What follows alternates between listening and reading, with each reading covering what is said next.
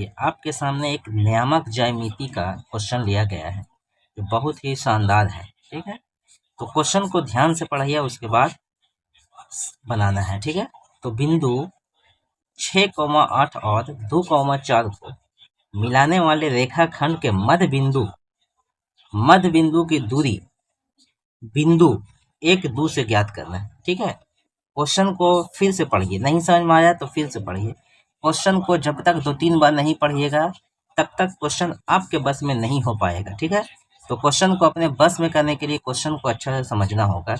कहना क्या चाह रहा है क्वेश्चन कि बिंदु, ठीक है, 2 बिंदु दिया हुआ है, ये दोनों, ठीक है, ये दोनों का आपको बोल रहा है को मिलाने वाली रेखाखंड के मध्य बिंदु, ठीक है, दोनों बिंदुओं के बीच के मध्य बिंदु को निकालना है।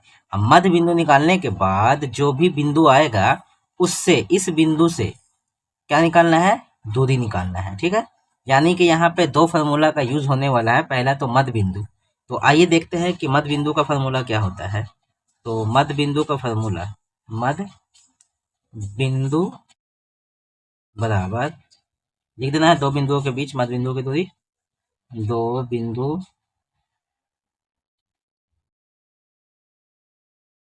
की मध्य बिंदु की दूरी।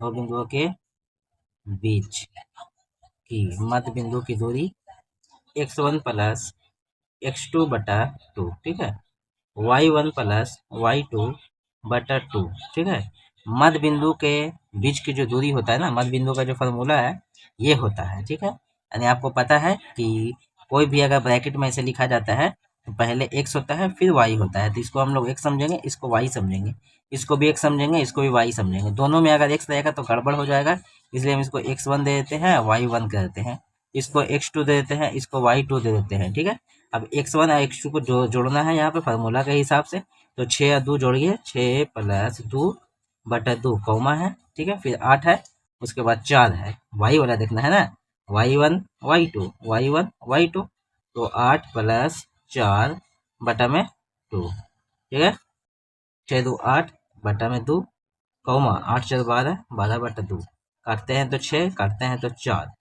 ठीक है, यानी 4,6 ये आ गया आपके मध्य बिंदु के बीच की दूरी। मध्य बिंदु की दूरी कितना आ गया, ठीक है, ये आ गया मध्य बिंदु की दूरी